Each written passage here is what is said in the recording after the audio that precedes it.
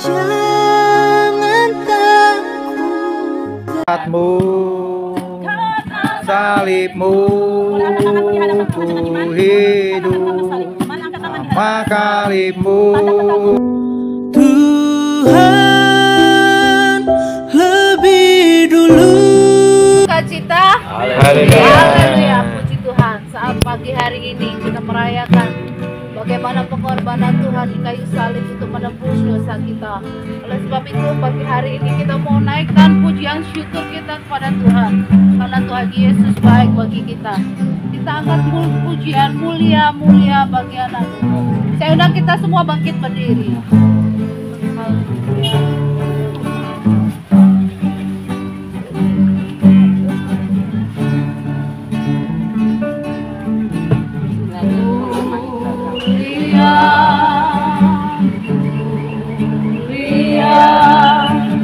Bagi anak domba, mulia, mulia bagi anak domba. Sebab kamu mulia, yang layak dipuji, yang duduk di kanan dan yang akan memerintah selamanya atas semua yang mulia.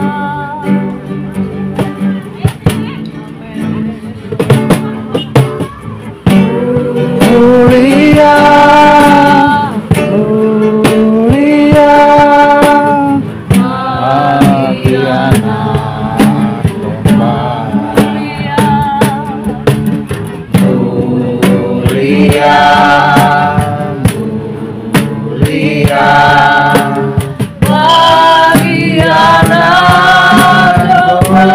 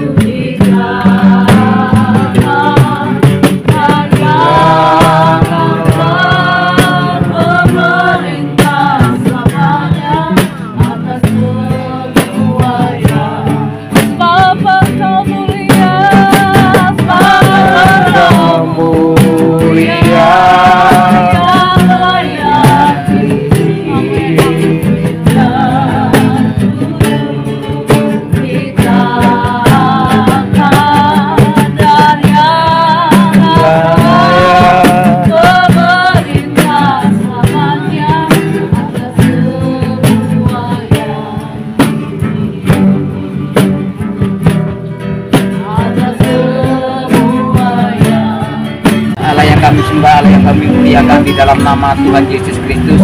Pada siang hari ini Tuhan, kami kembali mengucap syukur dan terima kasih kepada-Mu ya Tuhan, kalau Tuhan sudah mempertemukan kami bersama saudara-saudara kami seiman yang ada di tempat ini guna mempersiapkan diri untuk memuji dan memuliakan nama-Mu.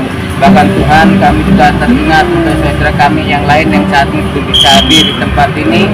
Kiranya Tuhan, Kau percepat langkah mereka tibakan di tempat ini dengan selamat, supaya mereka boleh bersama-sama untuk memuji dan memuliakan nama-Mu ya Tuhan. Bahkan kami juga berdoa untuk hamba-hamba-Mu yang Kau percayakan untuk mengambil bagian di dalam pelayanan ibadah pada siang hari ini, baik itu mungkin pujian, main musik, dan seperti yang akan menyampaikan kebenaran firman-Mu. Tuhan, kiranya Kau pakai Engkau urapi setiap keberadaan hamba-hambamu yang mengambil bagian di dalam pelayanan ibadah pada siang hari ini ya Tuhan, supaya melalui kehidupan para hamba-hambamu, para pelayan-pelayanmu, namamu dimuliakan, namamu diagungkan ya Tuhan. Terima kasih Tuhan Yesus, makasih ya Tuhan, terpuji-pujilah namamu ya Tuhan. Terima kasih, inilah Tuhan yang menjadikan doa dan permohonan kami pada siang hari ini, dan kami sambut pimpinanmu hanya di dalam nama Tuhan. Sempat salaman ya, kita bersalaman satu sama lain, baik yang dari sebelah sini maupun dari sebelah sini, katakan Tuhan Yesus baik. Haleluya. Boleh nyebrang ke sini dan ke sini. Tuhan Yesus baik. Tuhan Yesus baik. Kita belum. Yesus baik. Yesus baik. Bawa salaman satu sama lain. Bapak, Tuhan Yesus baik. Tuhan Yesus baik. Tuhan Yesus baik. Yesus baik. Tuhan Yesus baik. Mas sentirnya kayak gini. Tuhan Yesus baik. Tuhan Yesus baik. Tuhan Yesus baik. Tuhan Yesus baik. Tuhan Yesus baik. Haleluya. Tuhan Yesus baik. Tuhan Yesus baik. Tuhan Yesus baik. Tuhan Yesus baik. Yang mulia. Bahasa Jakarta sangar tuh garang. Ku temukan di Ini anak-anak dalamku, Yesusku, pujian dari hatiku, lalu di setiap waktu tiada pernah berubah kasih-Mu, karya terbesar dalam hidupku, pengorbanan-Mu yang selamatkanku. Engkaulah harta yang tak ternilai, yang ku miliki dan ku hargai. Yesus, Engkau ku kagumi. Pagi hari yang indah ini kami mengucap syukur dan berterima kasih kepada Tuhan.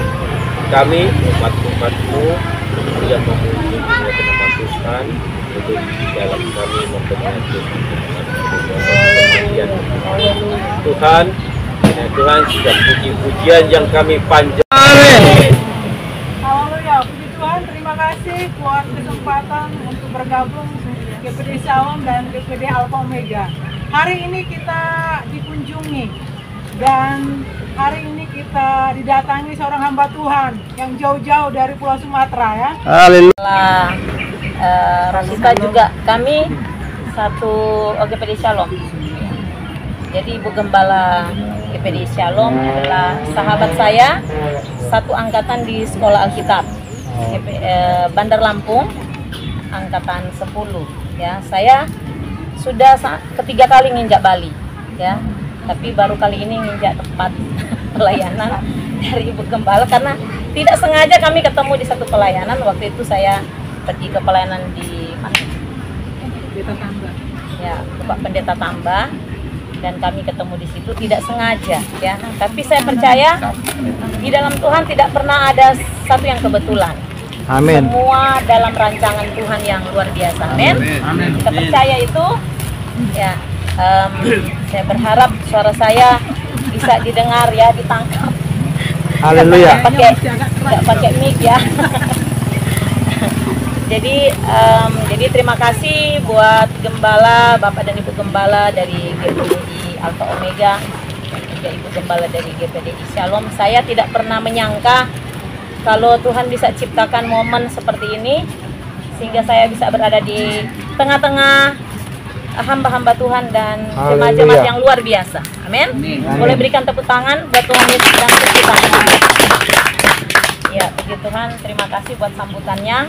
Dan sekali lagi perkenalkan, nama saya sama kembar dengan Ibu Gembala Rosita. GPDI Shalom ya. Jadi saya kalau di sekolah Alkitab dulu sering panggil dia Kepar. Karena kami sama nama. Jadi makanya tadi saya bilang gini aja lah supaya nggak bingung ya. Nanti kalau panggil nama kita kan sama-sama menoleh kan. Jadi gini aja, kamu saya panggil Ros, kamu panggil saya Sita. Jadi kalau panggil Juni sekitar tanggal 11. Jadi kalau ada dari sini yang mau sekolah Alkitab, makasih. Haleluya. YouTube, Bu. YouTube. Iya. YouTuber dia. Tuhan. Ya, jadi kalau ada di sini yang mau sekolah Alkitab, monggo. Ada yang dari Bali ya. Kalau mungkin bilang kami nggak mampu, contoh seperti itu ya. Kita carikan sponsor ya. Jadi kalau di sini saya dengar sekolah Alkitab di sini kan pulang pergi ya, pulang. Kalau di sana kami wajib duduk tinggal di asrama ya. Jadi karena yang dibutuhkan itu bukan hanya sekedar pengetahuan, tapi yang ditekankan di situ ya mungkin karena di sini masih lagi dalam proses ya, bukan karena apa. Tapi dari dulu namanya GPDI itu yang ditekan itu adalah proses pembentukan baik karakter maupun mental ya. Jadi bukan hanya sekedar pengetahuan. Kalau hanya sekedar pengetahuan kita sangat rapuh. Tapi ketika kita diproses dalam pembentukan mental dan karakter, kita tampil berkualitas. Karena benar-benar kita itu dibentuk dan kita menjadi orang-orang yang militan. Itu targetnya ya. Dan saya berdoa kita semua boleh menjadi orang-orang yang militan di dalam Tuhan. Amin. Ya, Tuhan, saya rasa itu saja perkenalan. Mungkin nama saya yang lengkap ya, Rosita Paparang. SPD. Saya berasal dari Sulawesi Utara. Sangir, Bu. Iya, betul. Orang tua dari Sangir tapi udah besarnya semua keluarga di Manado Kota. Oh iya. Jadi kami bertumbuh di Manado Kota. Ya, mungkin itu saja perkenalan singkat dari saya. Dan tentu hari ini dasar dari acara kita buat acara hari ini adalah untuk memperingati hari kematian Tuhan Yesus atau Jumat Agung ya. Saya tadi lihat waktu nyanyi ya seperti yang dibilang oleh Ibu WL tadi kan, yang semangat gitu loh. Karena kalau kita lihat orang kalau nonton sepak bola kan, yang hobi nonton sepak bola, apalagi kalau jagoannya kan, ditendangnya gol, wah sampai lompat-lompat tuh, lompat nggak tahu mau sampai ke plafon ya, saking euforia, wow, semoga bongkar semua kan, sukacitanya minta ampun, padahal nggak dapat apa-apanya itu kan. Nah, kenapa seperti itu ya? Kalau kita nyanyi sama Tuhan kadang kan kurang antusias, kurang bergairah gitu kan, kayaknya kalah deh dengan sepak bola. Nah, atau kita lihat ya, kita kalau bilang Pak datang ya Pak, saya kasih berkat nanti 1 juta, pasti semangat sekali kan? Haleluya. Antusias tuh dapat berkat ini, ya kan? Tapi kalau memuji Tuhan kadang, padahal Tuhan itu sumber berkat, sumber kekuatan, apalagi ayo, apalagi pengharapan, saleh-saleh semua ini ya. Kami kalau di Rio banyak ikan saleh soalnya.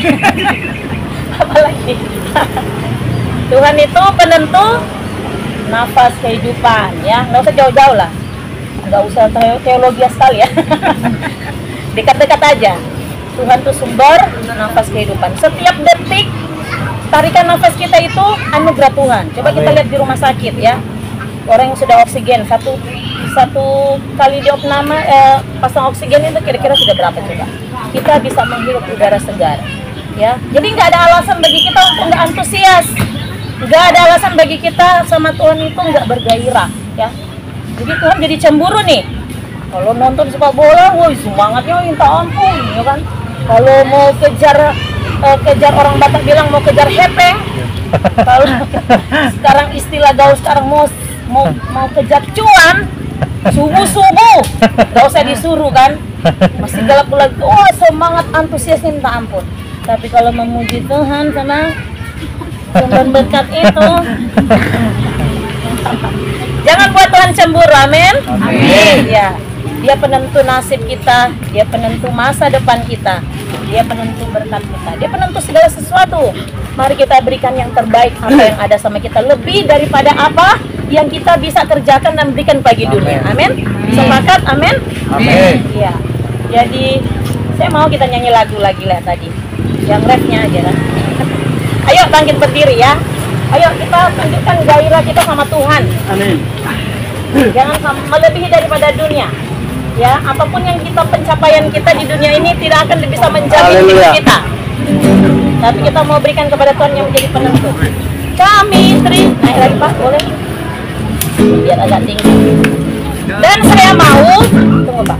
Saya mau kita nyanyi ini setiap kalimat kita ucapkan dan kita benar-benar praktekkan dengan iman, ya. Kita ucapkan dan kita praktekkan itu dengan gerakan dan sekali lagi dengan iman benar-benar kita terima, amin. Mungkin saat ini kita belum lihat, tapi kita yakini kita akan terima itu. Amin. Seperti tadi kata-kata lagunya, kami terima kuasa-Mu Tuhan, kami terima kemenangan yang apa lagi? Engkau sediakan, tuh kami bawa di setiap langkah, dimanapun kami berdiri, kemanapun kami kan pergi, di situ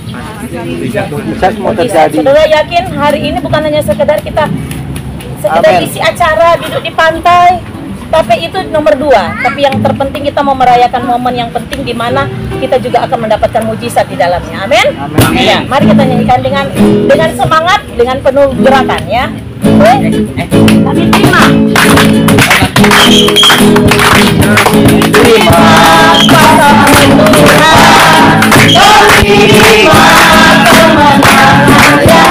Engkau sediakan, kami bawa di setiap langkah,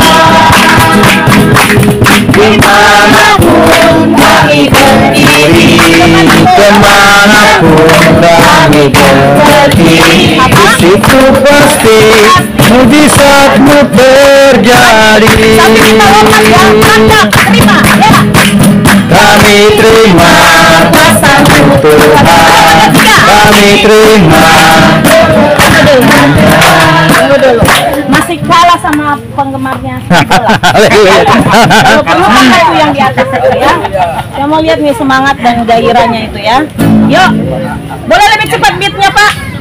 Pak, boleh lebih cepat beatnya. Ayo, kami terima kuasa-Mu Tuhan, kami terima kemenangannya.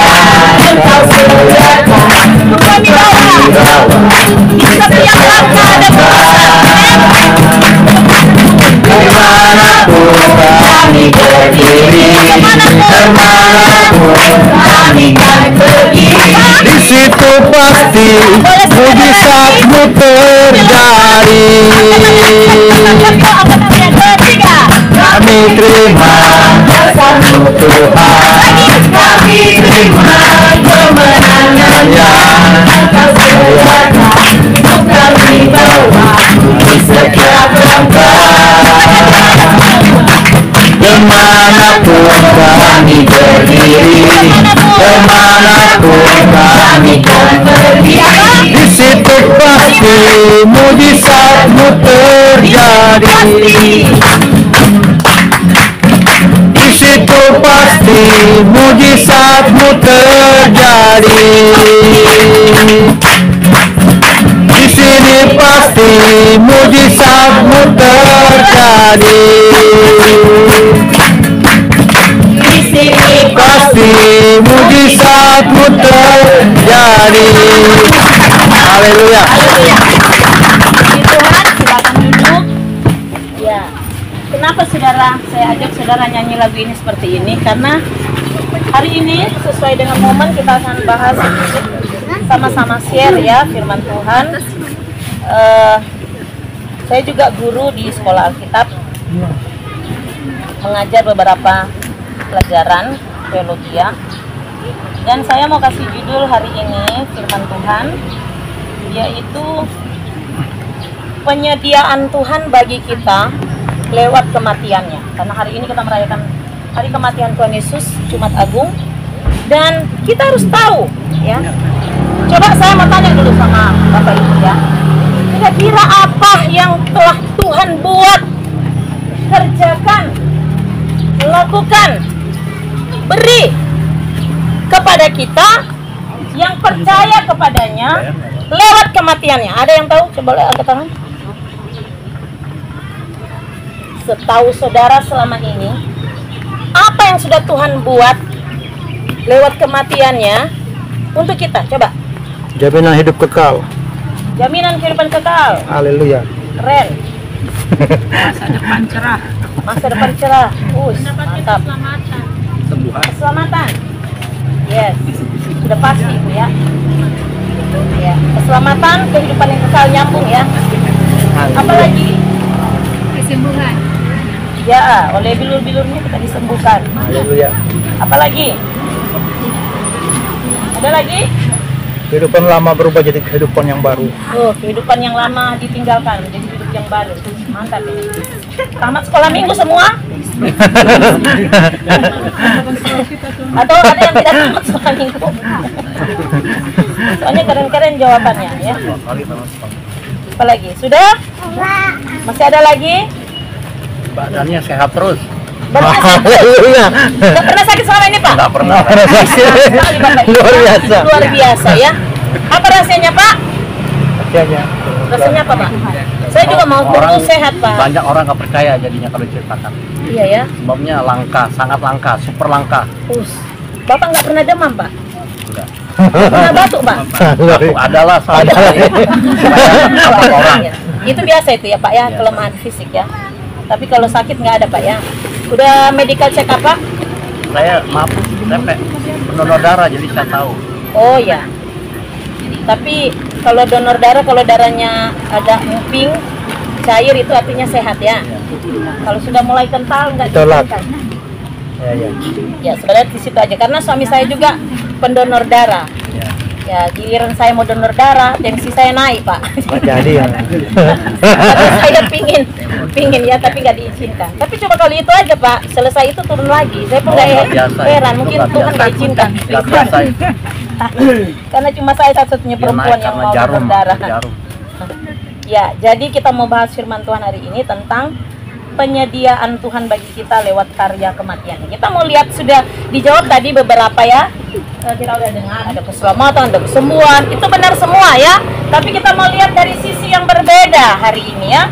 Mari kita lihat di apa sih supaya kita itu gini loh, ikut Tuhan tuh bergairah benar-benar. Karena kita tahu apa yang sudah Tuhan buat, apa yang Tuhan sudah kerjakan, apa yang Tuhan sudah berikan kepada kita lewat karya kematian. Yang main-main Tuhan tuh dari surga turun terus mati di kayu salib. Yang main-main coba. Dia Tuhan yang punya langit dan bumi, dia Tuhan yang di surga itu orang bilang tinggal ongkang-ongkang kaki aja, tinggal malaikat turun. Terus kok mau turun ke dunia, mati lagi bagi kita. Emangnya main-main? Jadi dengar baik, kalau kita main-main, Tuhan nggak main-main. Amin. Katakan amin. Amin. Jadi kalau ikut Tuhan jangan main-main, ya. Memuji Tuhan jangan main-main, karena Tuhan tidak pernah main-main. Tuhan juga tidak pernah main-main dengan firman-Nya. Tuhan tidak pernah main-main dengan karyanya. Tuhan tidak pernah main-main dengan janjinya. Jadi kalau kita tidak main-main, Tuhan lebih daripada itu. Haleluya. Kalau kita serius, Tuhan lebih daripada serius. Amin. Maka itu marilah kita serius ikut Tuhan. Amin. Nah, kita mau lihat di sini apa sih yang Tuhan sediakan kepada kita, apa sih yang sudah Tuhan beri lakukan kepada kita. Memang dalam firman Tuhan dalam 1 Korintus pasal 1 ayat 18 ini hanya pendahuluan saja ya, saja.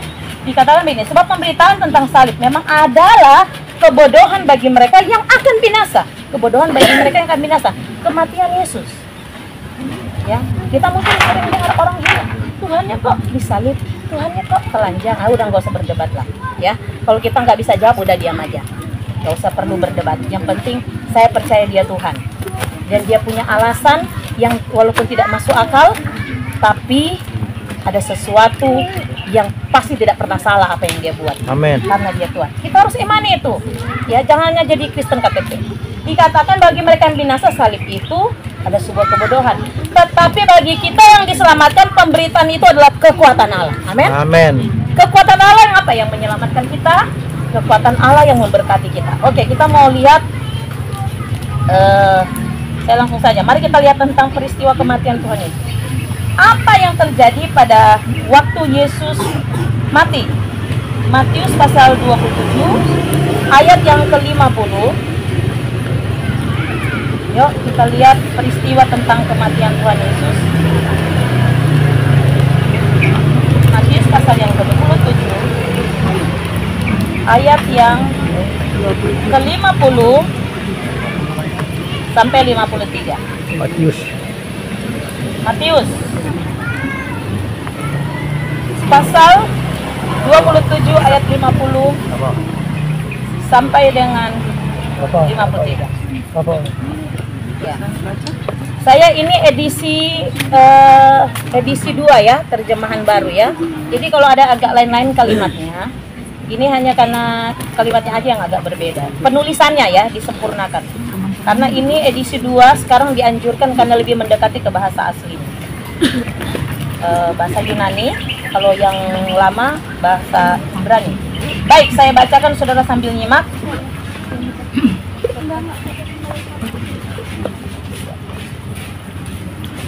Matius pasal 27 ayat yang ke-50 sampai 53. Demikian bunyi firman Tuhan.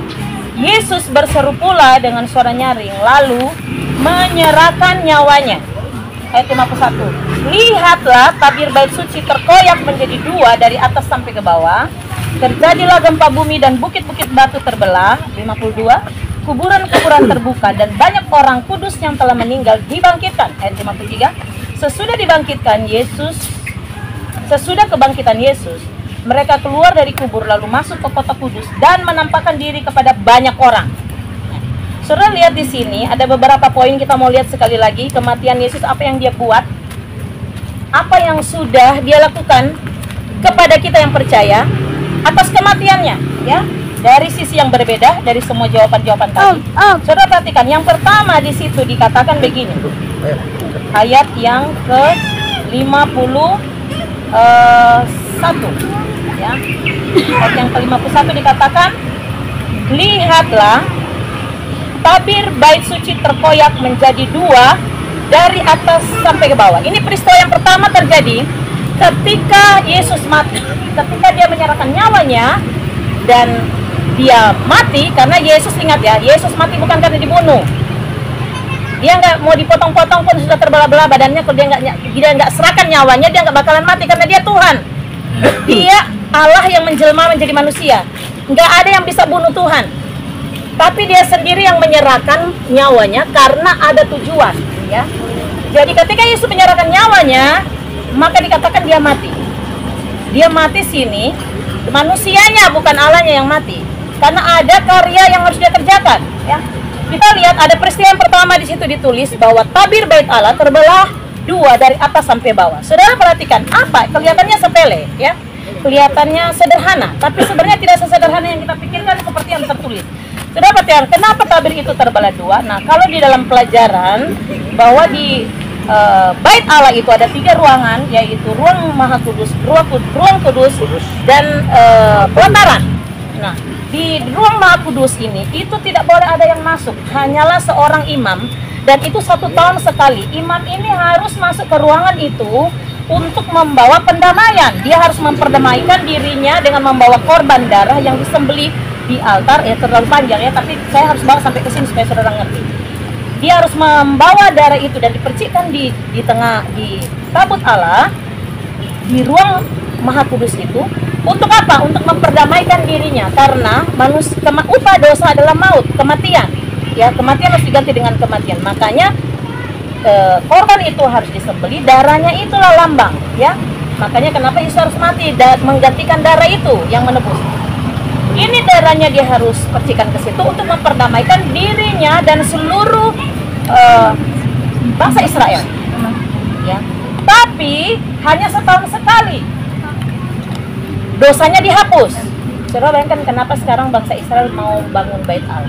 Karena dengan begitu dosa mereka dihapus. Tapi setelah Bait Allah sudah dihancurkan, coba saudara bayangkan dosanya, ini menurut kepercayaan mereka, dosanya bertimbul-timbul sampai sekarang ya.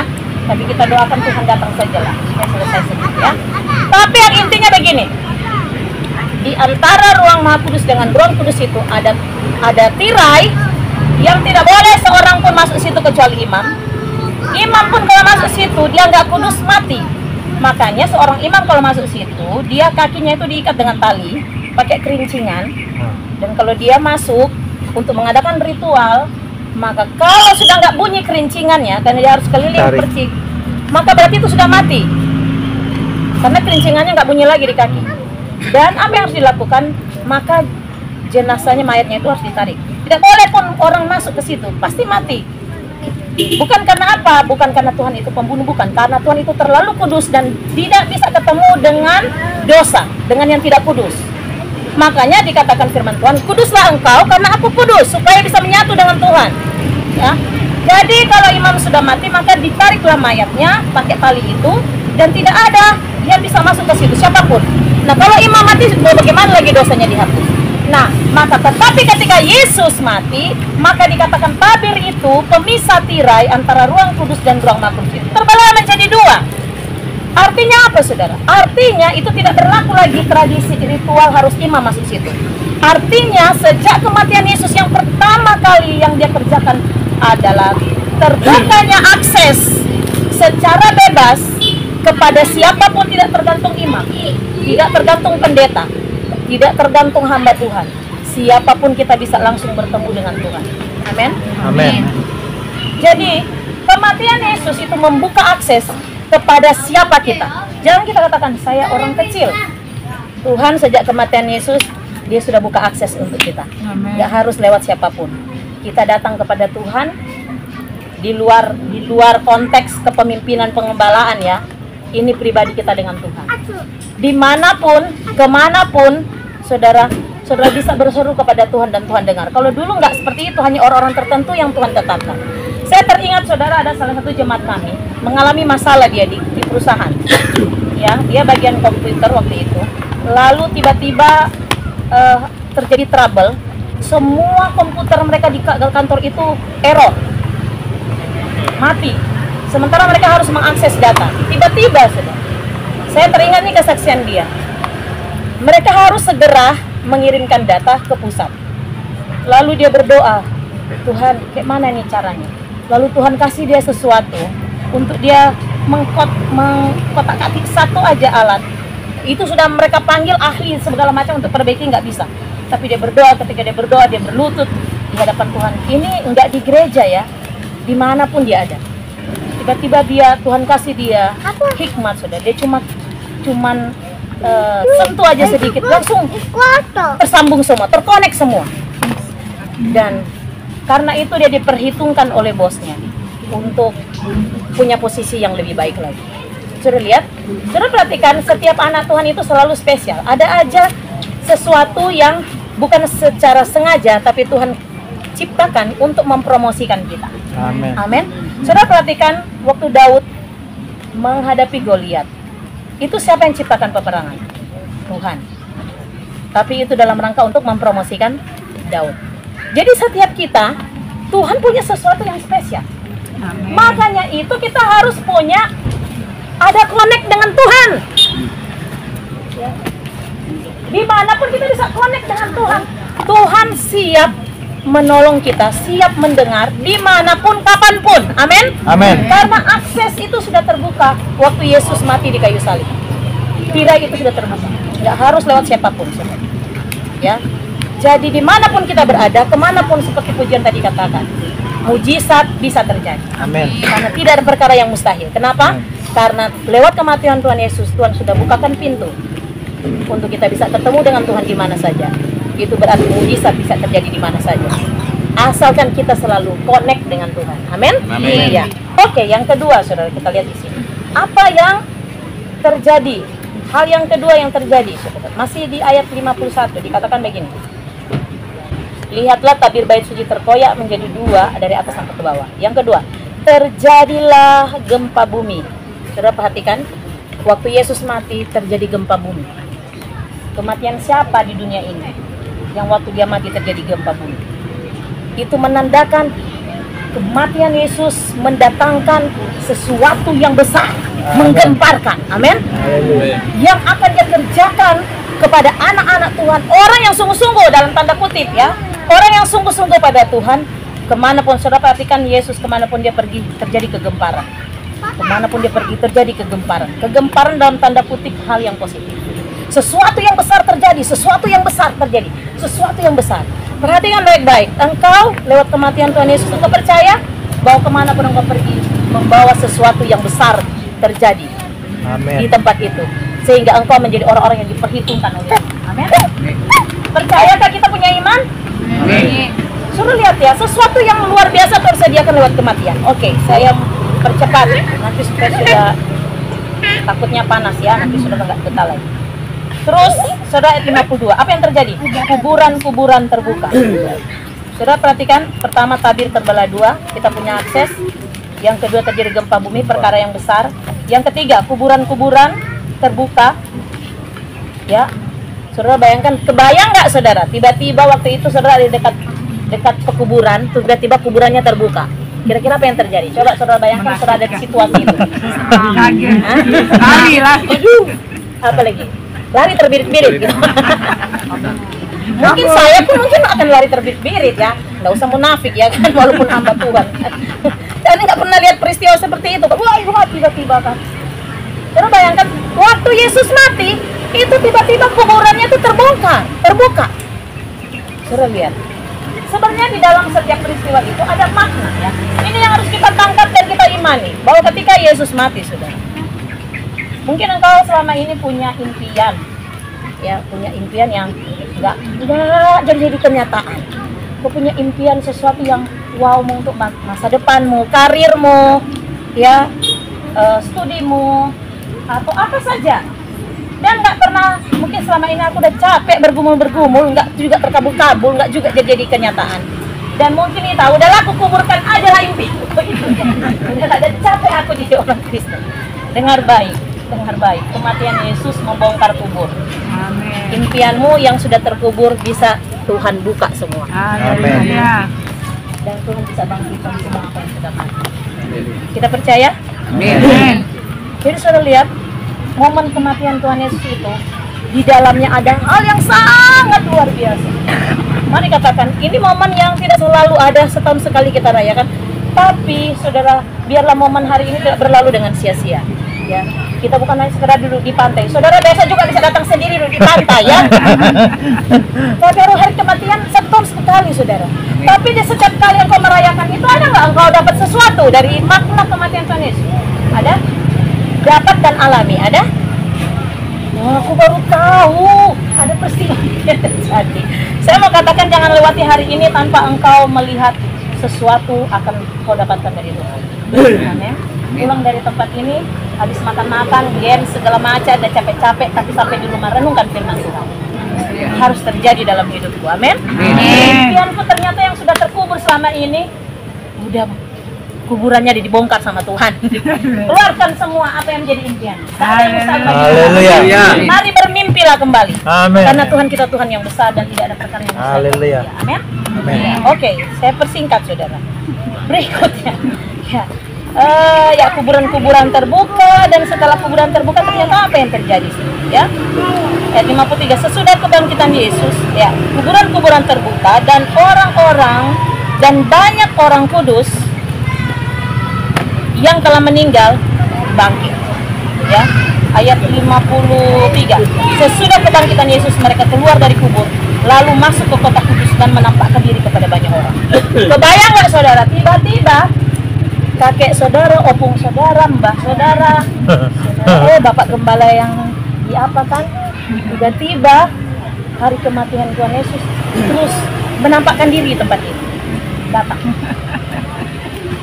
Senang? Serius. Cemas. Serius nih. Suamiku gitu. Oh, bapak gitu. Oh, oma gitu. Nah, itulah peristiwa yang terjadi Ya, sekali lagi ini bukan sebuah dongeng. Saudara percaya ini firman Tuhan? Sesuatu yang pernah terjadi dan akan terjadi lagi. Ya, dalam makna rohani lah ya.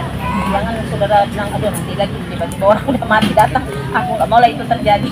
Bukan, kita mengambil makna di dalamnya ya. Tiba-tiba yang mati itu dibangkitkan. Apa maknanya saudara? Ya kembali seperti tadi, impian harapannya bahkan yang sudah mati terkubur dalam-dalam, Tuhan bisa bangkitkan, hidupkan lagi. Amin. Itulah makna kematian daripada kita. Itu sebabnya saudara lihat, jangan kita ini cuma sekedar jadi orang Kristen, tapi benar-benar kita punya iman, mengimani apa yang sudah Tuhan buat sama hidupku. Bukan tanpa alasan Tuhan mau mati, kayak main-main aja. Tapi ada sesuatu yang besar Dia sediakan bagi kita lewat kematiannya. Mari kita imani, saudara. Dan kita mau perkatakan mulai sekarang dengan iman firman Tuhan. Amin. Amin. Katakan, Tuhan terima kasih Engkau sudah mati bagiku dan Engkau sediakan banyak hal bagiku. Peristiwa kematian saja, belum lagi yang lain-lain, nubuatan segala macam, saudara. Oleh bilur-bilurnya yang tercurah di kayu salib telah menyembuhkan kita. Sudah perkatakan dengan iman. Ya kita masih manusia, seperti Bapak ini bilang, aku nggak pernah sakit ya. Oke lah ya. Tapi ada satu saat nanti, namanya fisik, kita tetap satu saat pasti akan mengalami. Dan itu bukan dosa kok. Bukan dosa kalau kita sakit. Namanya kita kelemahan fisik ya. Apalagi dengan situasi sekarang, makanan sudah banyak tercemar, terkontaminasi dengan bahan-bahan kimia, itu membuat kita sangat rentan sakit. Biasa itu perkembangan zaman, kita nggak bisa pungkiri. Tapi apapun yang terjadi, kita punya janji firman Tuhan. Amin. Oleh bilur-bilurnya kita disembuhkan. Amin. Angkat firman Tuhan. Katakan, Tuhan Engkau lebih berkuasa dari segala penyakit yang aku alami. Dan oleh kematianmu Engkau telah memberikan kesembuhan itu. Dan aku ambil dalam nama Yesus, terjadi di dalam hidup. Amin. Amin. Itu sebabnya 5 hal yang penting tadi tidak saya panjangkan firman Tuhan. Ya.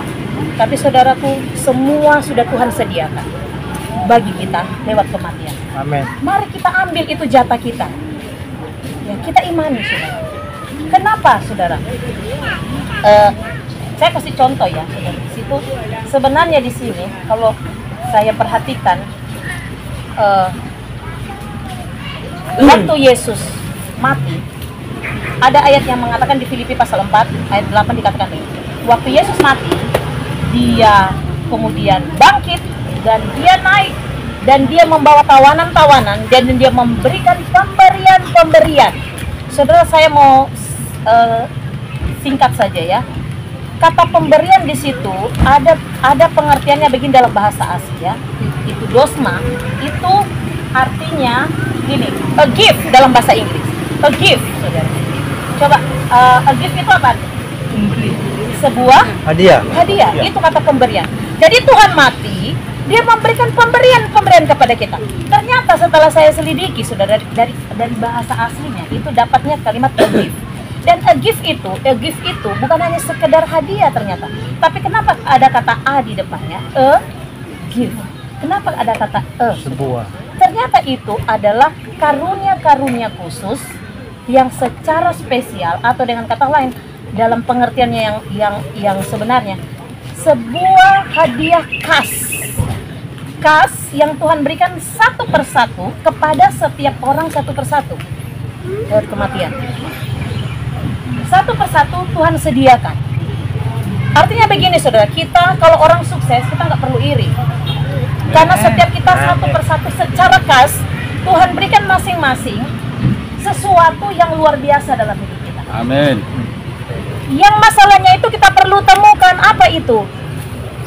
Karena itu hanya bisa ditemukan masing-masing kita pribadi kalau kita dekat dengan Tuhan. Haleluya.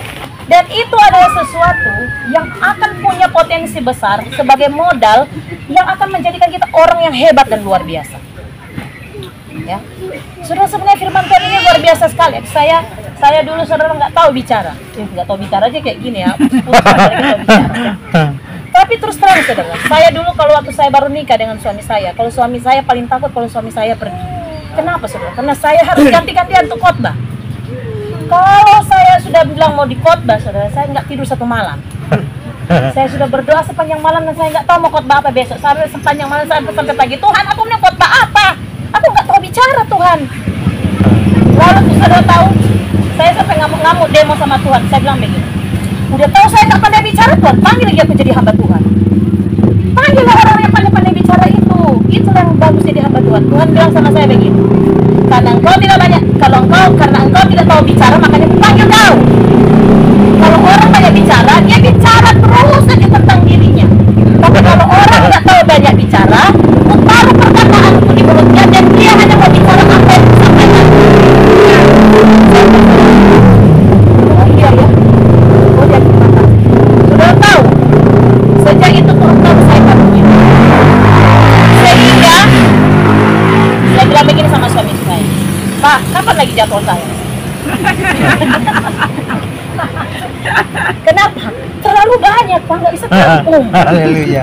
Banyak kali yang Tuhan taruh. Kapan lagi, Pak? Jadwalku, Pak. Kalau dulu, saya paling marah kalau suami saya begini, Mas sebentar kota. Ih, bilang-bilang mendadak. Kasih kayak 1 minggu biar saya belajar dulu. GPD itu 5 siap. Salah satu di satu tidak siap, harus siap. Haleluya. Saya paling marah sama saya kalau suruh saya khotbah.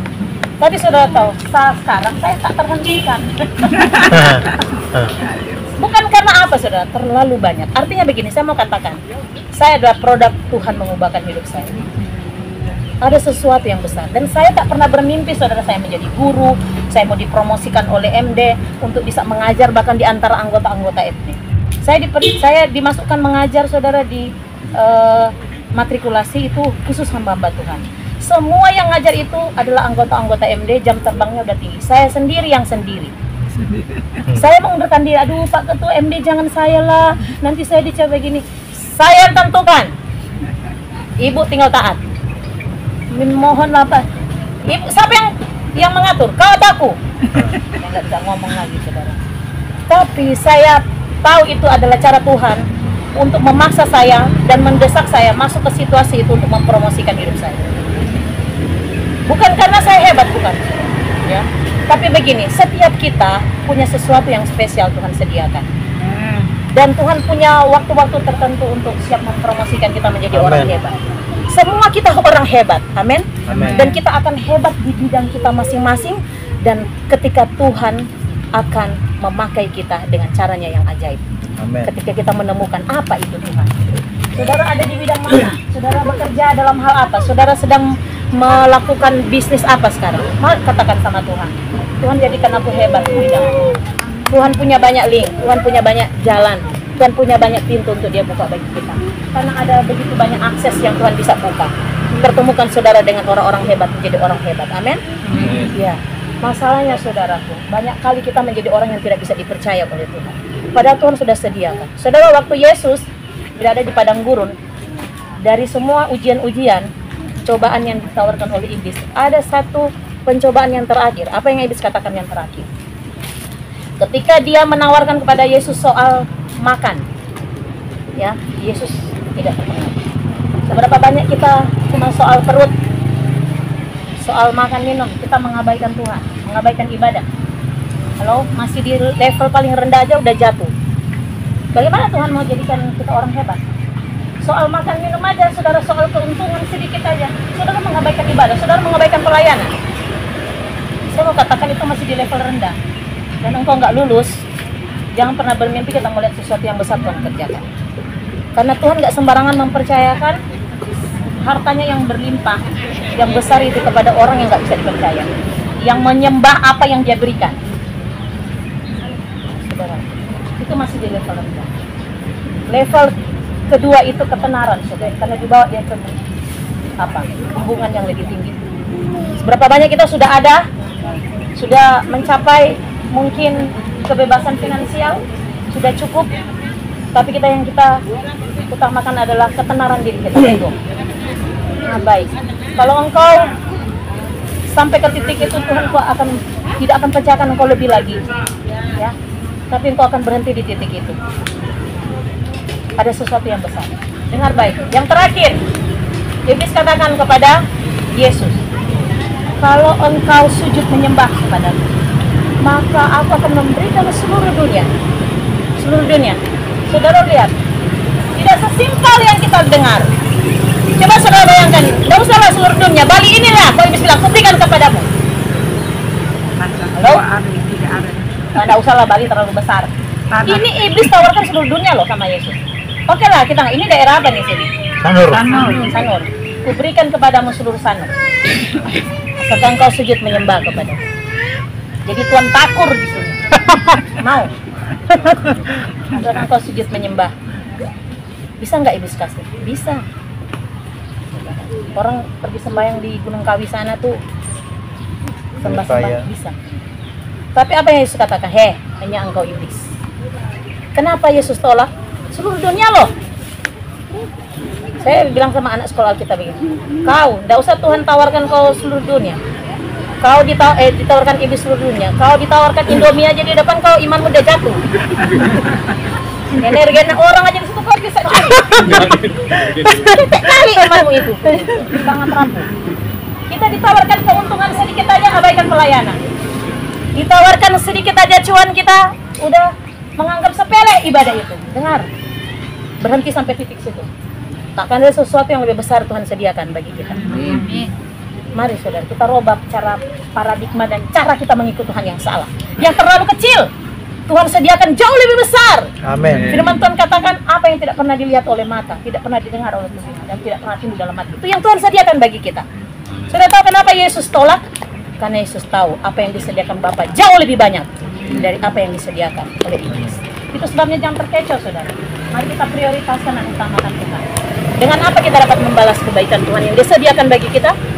Saudara, mulai kita memberikan hidup kita dengan sungguh-sungguh. Karena apa yang sudah Tuhan lakukan lewat kematiannya itu tidak terbatas dan tidak dapat kita selami. Firman Tuhan katakan, oh, betapa dalam, lebar, tinggi, luasnya kasih Tuhan pada kita, sehingga Dia mengerjakan semua untuk kita. Allah itu adalah kasih dan kita adalah objek kasih. Amin. Dan Dia menyediakan semua. Saudara, saya sering katakan begini sama anak saya, mulai dari depan sama belakang, murid-murid saya. Kamu coba ekspresikan kata O saja. Ya, di dalam kitab Roma pasal 11 ayat 33 ada kata, oh, koma, alangkah dalam, tinggi, lebar, luasnya pengetahuan Allah, tidak terselidiki pengetahuan Allah, hikmat Tuhan. Berarti kekayaan Tuhan yang Dia sediakan bagi kita itu nggak bisa kita selami dengan pikiran kita. Makanya saya bilang, nggak usah kau banyak pikiran, nanti otakmu pecah, beserak situ, sini, takut saya bilang. Ya. Karena nggak bisa diselami dengan pikiran kita yang terbatas. Oke, kata O saja. Oh, betapa dalam. Nggak usah banyak-banyak. Coba kau ekspresikan kata O. Boleh ekspresikan Pak? Tanda kegaguman kita sama Tuhan. Kata O saja Pak, nggak usah banyak-banyak. Oh Tuhan, oh luar biasa. Apa? Sudah seru? Belum kayaknya ya? Oh. Kata O Pak, nggak usah banyak-banyak. Untuk mengungkapkan kekaguman Tuhan yang betapa lebar, tinggi, luas, pengetahuan Tuhan yang tak terbatas. Coba yang lain, anak muda coba. Biasa anak muda lebih jago berakting, ya kan? Jadi ekspresinya lebih. Coba anak muda. Kata O saja. Udah.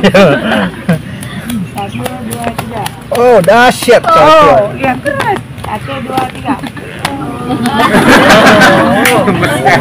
Anak muda kan semangat. Dari bapak-bapak aja Pak, yang di depan sini. Ada perwakilan bapak-bapak, ibu-ibu, anak muda. Generasi tua. Generasi tua, generasi muda. Yang ayo, apa Pak? 1, 2, 3. Boleh bangkit berdiri Pak. Dia tadi bisa lupa. Masa cuma segitu. Kita bukan sama Tuhan. Betul maskernya. Trio. Ayo Pak, kita hitung ya sama-sama 1, 2, 3 ya. Yuk. 1, 2, 3.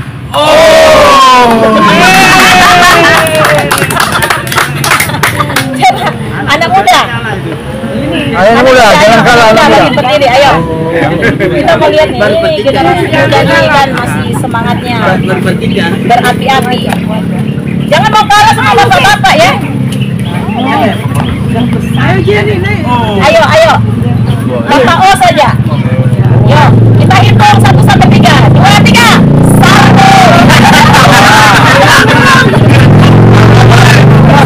1, 2, 3.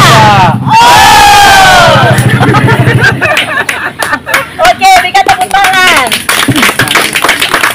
Ada lagi yang mau terakhir? Kesempatan. Ibu-ibu. Ya. Kayaknya hampir sama deh. Ya, nilainya skornya hampir sama nih. Itu Bu, usahanya kuat Bu, keras. Kayaknya Bapak ini udah persiapan dari tadi. Kalau saya lihat Bapak ini udah persiapan. Iya, Baru pertama. Mantap juga. Ayo Pak, ayo. Bu. Jangan mau kalah Pak. Oh Tuhan.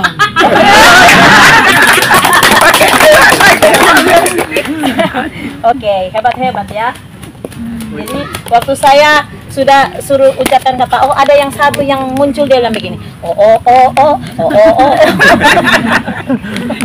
Lebih seru dia ya. Ya, jadi gitulah.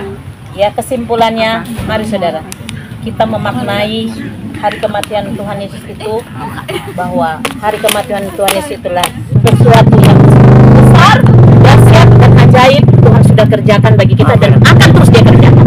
Seberapa banyak yang percaya dengan Tuhan? Haleluya. Saudara, Amin.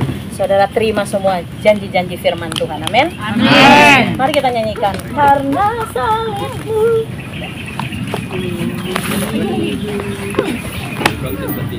Ya, bangkit berdiri. Terima sesuatu yang baru dalam hidup kami. Tuhan, Engkau telah sediakan banyak hal bagi hidup kami. Dan terus Engkau sediakan di setiap perjalanan hidup kami, Tuhan. Kami tidak mau menjadi orang-orang yang gagal, ya Tuhan. Tapi kami mau mengambil jatah kami yang sudah Engkau berikan, ya Tuhan, lewat kematian-Mu di kayu salib.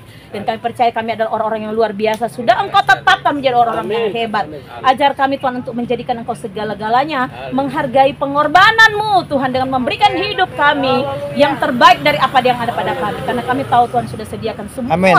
yang terbaik bagi kehidupan kami. Terima kasih Tuhan semua yang sudah hadir, yang ada di tempat ini, bahkan yang sudah mendengarkan, baik kami yang beribadah saat ini, mulai dari kami hamba-hamba-Mu sampai seluruh jemaat, para pelayan-pelayan, dan seberapa banyak telinga yang sudah mendengarkan ibadah kami. Diberkati oleh Tuhan. Amin. Di dalam nama Tuhan Yesus, Tuhan terus melanjutkan karya-Mu bagi setiap kami, sehingga kami menjadi orang-orang yang terus melihat keajaiban-Mu dan melihat dan menikmati jaminan-Mu dalam hidup kami. Amin. Doa kami mengucap syukur dalam berkat nama Tuhan Yesus. Haleluya, sama-sama kita katakan Amin. Berterima kasih kepadamu Tuhan sudah memimpin ibadah kami pada ini Tuhan, dari awal, pertengahan hingga akhirnya bisa berjalan dengan baik. Seperti Tuhan, kami sudah mendengarkan firman Tuhan yang Tuhan sudah taburkan oleh hamba-Mu Tuhan. Pakailah dengan heran dan luar biasa dan Tuhan, dan berkati dimanapun, kemanapun, pakailah dengan heran dan luar biasa. Kami berikan sebagai pengajar, jadikanlah pengajar yang sejati seperti Tuhan Yesus mengajar murid.